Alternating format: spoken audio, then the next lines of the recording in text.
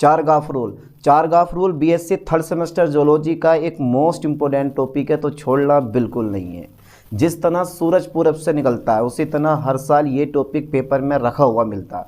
Unit first है process of transcription, और paper का नाम तो आपको याद है ही, molecular biology, bio instrumentation and bio techniques. चलिए फिर मैं स्टार्ट करवा देता हूँ एक most important topic Chargaff rule. भाई पेपर में ये टॉपिक जो है पूछा जाता है आपसे, ठीक है, ये लाइन पे ध्यान देना, ठीक है। चारगाफ, ओके ओके ओके, चारगाफ रूल, ठीक है। सर होता क्या है, होता क्या है, ये होता क्या है, ठीक है। तो एक लाइन 100 रुपये की लिखवाने वाला हूँ, एक लाइन 100 रुपये की, जिस पे आपको नंबर मिलने वाले हैं। सन 1950 में इरविन चारगाफ, ये कोई साइंटिस्ट का नाम है, इरविन चारगाफ ने, कब, सन 1950 में इरविन चारगाफ ने, ठीक है, डीएनए में उपस्थित क्षारकों की मात्रा का अध्ययन किया और एक रूल दिया जिसे आप चारगाफ रूल कहते हो। ओके सर, ओके, समझ में आ गया, समझ में आ गया। होता क्या है, अबे ये लाइन तो लिख दो, उसके बाद में देखेंगे क्या होता है। पहले इस लाइन को लिखो जमा के बढ़िया करके स्टार बना के। कब की बात है, सन 1950 की बात है। अच्छा 1950 में, साइंटिस्ट तो दमदार लगते हैं यार। सर अभी की हाल ही की बात है, सर 1950 में किसने, चारगाफ ने, ठीक है बेटा। और इनका पूरा नाम पता है क्या था, इरविन चारगाफ, ठीक है। सन 1950 में इरविन चारगाफ ने, ठीक है बेटा, चारगाफ ने, ओके। डीएनए में उपस्थित, डीएनए में उपस्थित, ओके सर, डीएनए में उपस्थित, हाँ हाँ, उपस्थित किसका बेटा, डीएनए में उपस्थित वेसिस मतलब क्षारकों की, फोकस करें ठीक से, क्षारकों की मात्राओं का अध्ययन किया, ठीक है, क्षारकों की मात्राओं का अध्ययन किया, ठीक है, अध्ययन किया और एक नियम दिया, और क्या, और हाँ हाँ, और एक नियम दिया, ठीक है, एक नियम दिया जिसे आप क्या बोलते हो, नियम दिया जिसे हम चारगाफ नियम कहते हैं, जिसे, ठीक है, चार, ठीक है, गाफ, ठीक है, चारगाफ रूल कहते हैं, रूल कहते हैं। अच्छा ये होता क्या है, चारगाफ रूल कहते हैं। अब बेटा अकॉर्डिंग टू दिस रूल, यानी कि इस नियम के अनुसार, मेन पॉइंट तो अब आता है कि यार इस नियम के अनुसार क्या होने वाला है। इस नियम के अनुसार, ज़्यादा बड़ा टॉपिक नहीं है, एक छोटा सा टॉपिक है, शॉर्ट क्वेश्चन पेपर में पूछा जाता है, पर पूछा जरूर जाता है, इसलिए तुम में मत छोड़ना। सबसे पहली लाइन, सन 1950 में इरविन चारगाफ ने डीएनए में उपस्थित क्षारकों की मात्राओं का अध्ययन किया और एक नियम दिया जिसे चारगाफ रूल कहते हैं।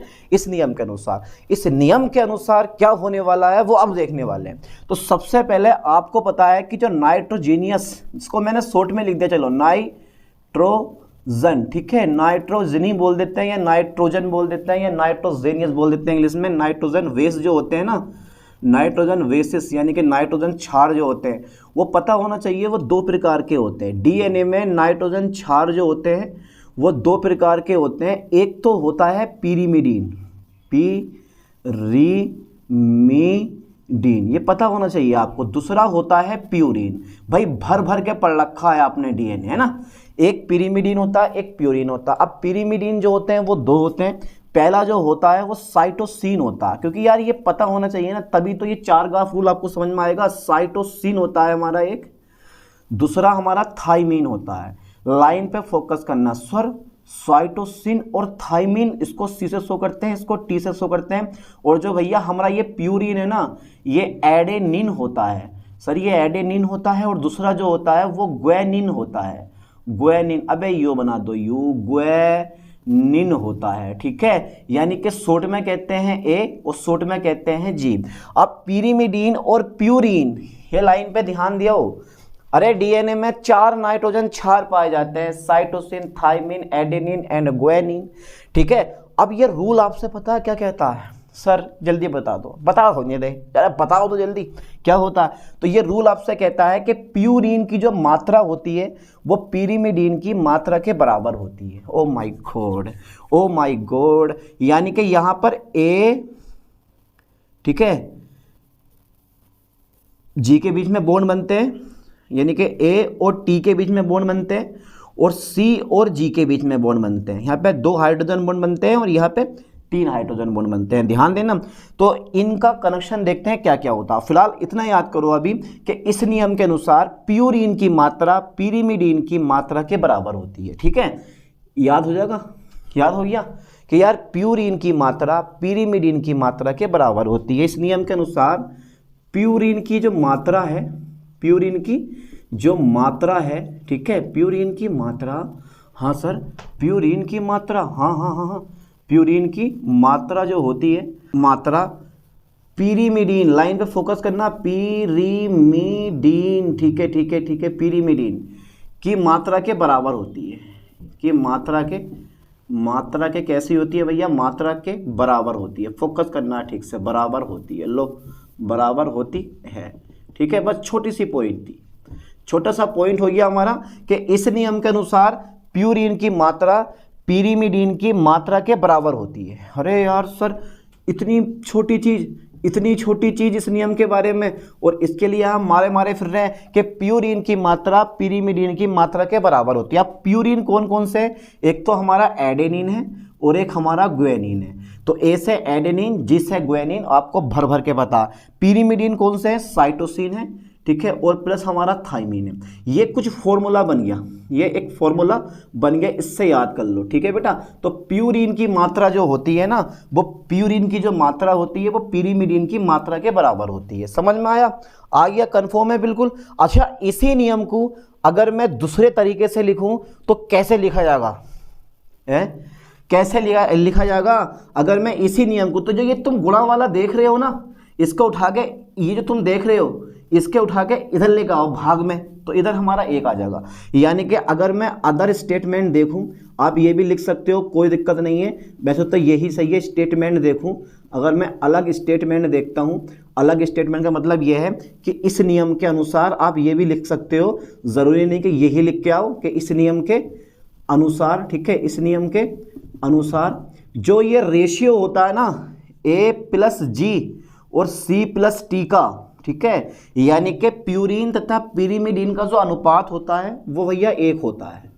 लाइन पे ध्यान देना, 1 होता है, ठीक है। ये भी आता है कि इस नियम के अनुसार, कभी सोचो कि यार सर ने ये तो बताया नहीं, क्योंकि इससे ज़्यादा ये बहुत ज़रूरी है, समझ गए, इससे ज़्यादा ये ज़रूरी होता कि इस नियम के अनुसार A+G यानी कि प्यूरीन तथा पिरीमिडीन का जो रेशियो होता है वो 1 होता है, यानी कि A+G/C+T बराबर 1 होता है। अर्थात इसको तुम लिख सकते हो, अर्थात जो हमारा प्यूरीन है ना, जो हमारा प्यूरीन है, दिखाई दे रहा है, एंड हमारा पिरीडीन है, यानी कि पिरीमिडीन है, एंड हमारा क्या है, ठीक है, पिरीमिडीन है हमारा, ठीक है, पिरीमिडीन है। अर्थात प्यूरीन तथा पिरीमिडीन की मोलर, ध्यान देना, मोलर कंसंट्रेशन समान होती है, कंसंट्रेशन समान होती है, ठीक है, ये भी होता है, मोलर कंसंट्रेशन समान होती है। ऐसे भी लिख सकते हो, मर्जी है आपकी। तो छोड़ूंगा कुछ नहीं, सब बताऊंगा। यही बहुत जरूरी है, यही बहुत जरूरी है। और जो ये रेशियो होता है वो एक प्रजाति में निश्चित होता है और दूसरी प्रजाति में वो उसका अलग होता है, यानी कि एक प्रजाति के लिए समान रहता है और दूसरी प्रजाति के लिए जो होगा वो कोई दूसरा होगा। जैसे ह्यूमन के लिए 1.52 होता है, ठीक है, इस लाइन को भी मैं लिखवा रहा हूँ, कोई दिक्कत नहीं है। यानी कि A+G/C+T प्यूरीन तथा पिरीमिडीन का जो रेशियो होता है, ठीक है, वो एक प्रजाति के लिए निश्चित होता है और दूसरी प्रजाति के लिए अलग होता है, ठीक है। ओके ओके ओके, चलिए, तो यहाँ तक का जल्दी फास्टली स्क्रीनशॉट ले लो, क्योंकि मैं इसको इरेज करने वाला हूँ। कर दूँ पक्का, ठीक है, ठीक है, ठीक है। लो सर, मैंने इसको इरेज कर दिया। ज़्यादा बड़ा टॉपिक नहीं है, छोटा सा टॉपिक है, और आराम से ये टॉपिक को आप कवर करो, समझ में आ जाएगा, एक छोटा सा टॉपिक है। तो पहले ये बताओ, यहाँ तक क्लियर हुआ? ज़्यादा थोड़ी ना, प्यूरीन की मात्रा पिरीमिडीन की मात्रा के बराबर होती है, या फिर ये लिख दो कि ये गुणा वाला इधर भाग में लेगा, बचेगा 1 हमारा इसकी जगह, यानी कि इस नियम के अनुसार A+G/C+T प्यूरीन एंड पिरीमिडीन का जो अनुपात होता है वो 1 होता है, ठीक है।